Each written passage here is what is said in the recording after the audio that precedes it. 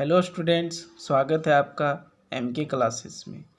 पिछली वीडियो में हमने क्वेश्चन नंबर 10 तक सॉल्व किया था। अब आइए देखते हैं अगला क्वेश्चन 11। दो वस्तुएं प्रत्येक का द्रव्यमान 1.5 kg है। एक ही सीधी रेखा में एक दूसरे के विपरीत दिशा में गति करती है। टकराने के पहले प्रत्येक का वेग 2.5 मीटर पर सेकंड है। टकराने के बाद यदि दोनों एक दूसरे से जुड़ जाती है तब उनका सम्मिलित वेग क्या होगा। इस क्वेश्चन को समझने के लिए हमें सबसे पहले एक बार रिवाइज करना पड़ेगा संवेग संरक्षण का नियम। संवेग संरक्षण का नियम क्या कहता है, आइए देखते हैं। संवेग संरक्षण का नियम यह कहता है कि यदि दो वस्तुओं के संवेग का योग टकराने के पहले और टकराने के बाद बराबर रहता है, तब जब उन पर कोई बाह्य असंतुलित बल कार्य न कर रहा हो।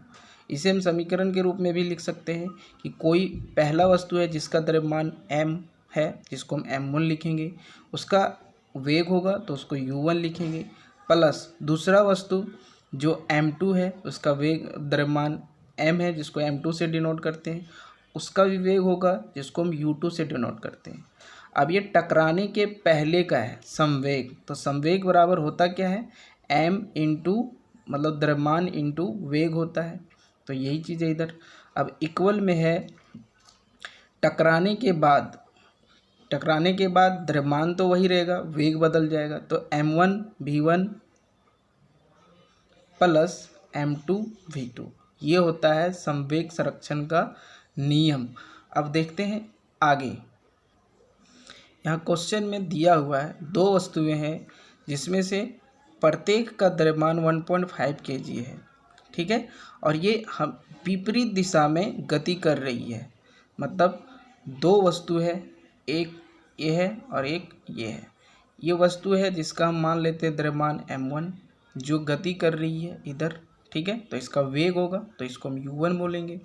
दूसरी वस्तु है जो विपरीत दिशा में गति कर रही है, इधर गति कर रही है, तो इसका वेट होगा, द्रव्यमान होगा m2 और ये u2 वेग से गति कर रही है इधर, ठीक है। तो देखते हैं, इधर दिया हुआ है, लिखेंगे हम m1 बराबर 1.5 kg। m1 क्या है, पहली वस्तु का द्रव्यमान। उसी तरह से पहली वस्तु का वेग होगा, तो पहली वस्तु का वेग बराबर, तो u1 बोलेंगे, u1 इक्वल टू 2.5 मीटर पर सेकेंड। ठीक उसी प्रकार से क्या होगा, दूसरी वस्तु का द्रव्यमान को हम कैसे लिखेंगे, m2 दिया हुआ है, तो दूसरी वस्तु का भी द्रव्यमान कितना दिया हुआ है, 1.5 kg। तो दूसरी वस्तु का वेग कितना दिया हुआ है, वेग दिया हुआ है u2 जो है वो भी 2.5 मीटर पर सेकेंड है, लेकिन अभी मैंने पहले बताया कि विपरीत दिशा में है, तो जब विपरीत दिशा में है तब इसका साइन यहाँ क्या लिखेंगे, माइनस में, ठीक है।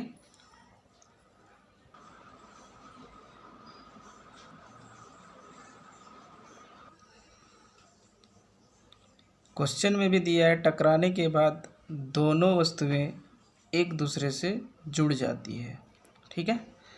तो क्या होगा, जब वस्तुएं जुड़ जाती है तो उस समय उसका वेग मान लेते हैं v2 होगा।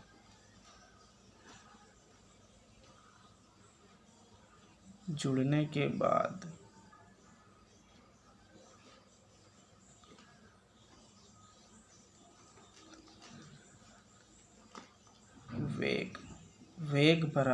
वेग बराबर होगा v2 मीटर पर सेकेंड।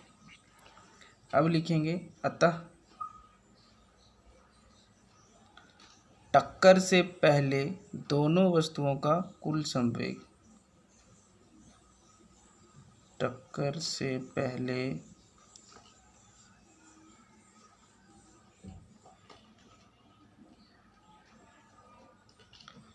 दोनों वस्तुओं का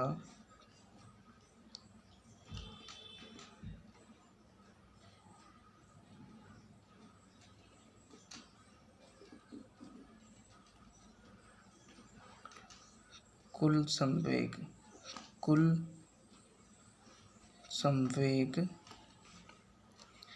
बराबर क्या होगा? कुल संवेग, तो संवेग बराबर होता है m इंटू वी, द्रव्यमान गुने वेग। तो m, तो दो वस्तु है तो m1 u1 पहले वस्तु का द्रव्यमान और पहले वस्तु का वेग, प्लस m2 u2 दूसरे वस्तु का द्रव्यमान और दूसरे वस्तु का वेग, बराबर। तो m1 कितना दिया हुआ है? 1.5 इंटू u1 2.5 प्लस m2 कितना दिया हुआ है? m2 भी दिया हुआ है 1.5 इंटू u2 जो है वो हम याद करिए कि माइनस में लिया था, -2.5। ठीक है, अब इसको सॉल्व करते हैं। अब यहाँ सॉल्व करेंगे तो कितना आएगा? सिंपल सी मल्टीप्लाई कर देते हैं, पॉइंट को हटाएंगे तो यहाँ हो जाएगा 15, पॉइंट को हटा के मल्टीप्लाई करते हैं,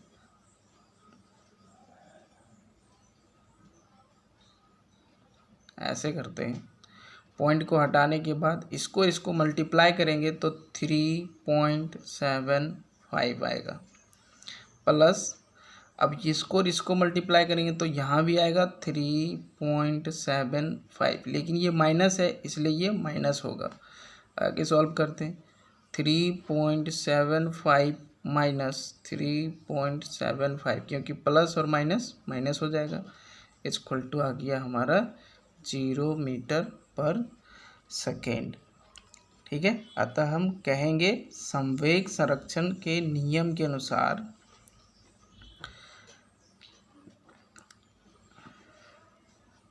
अब संवेग संरक्षण के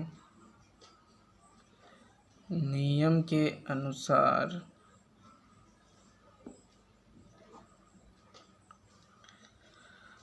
टक्कर से पहले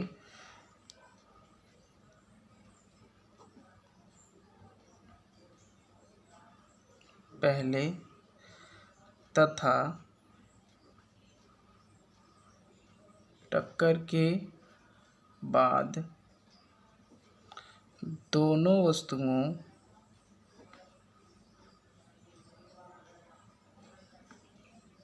का कुल संवेग बराबर होगा। संवेग संरक्षण का नियम जानते हैं,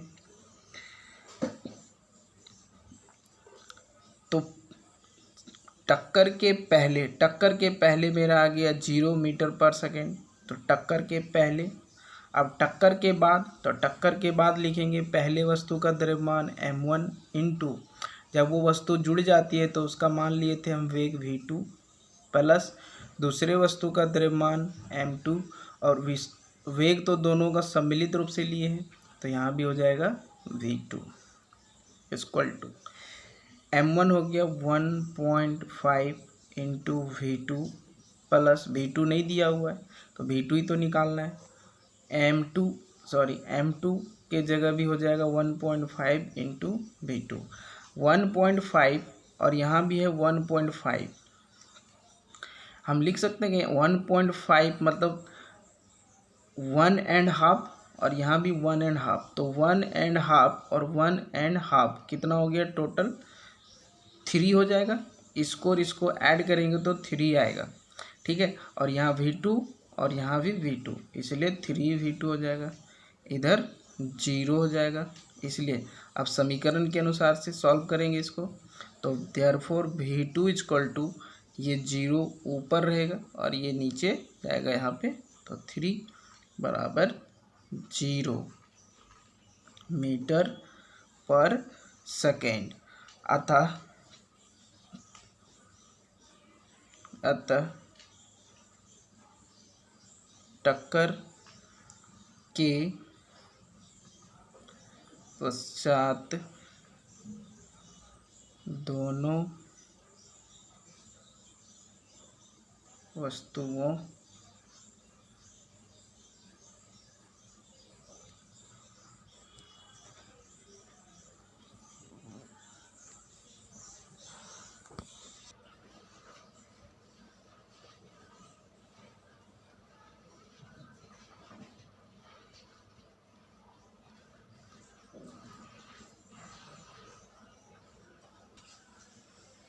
का सम्मिलित वेग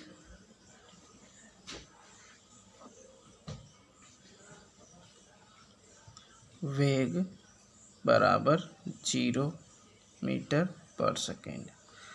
अर्थात दोनों ही वस्तुएं विरामावस्था में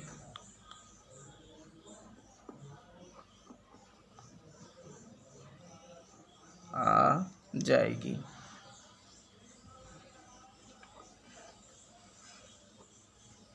इस प्रकार हमारा क्वेश्चन नंबर 11 पूरा हो चुका है।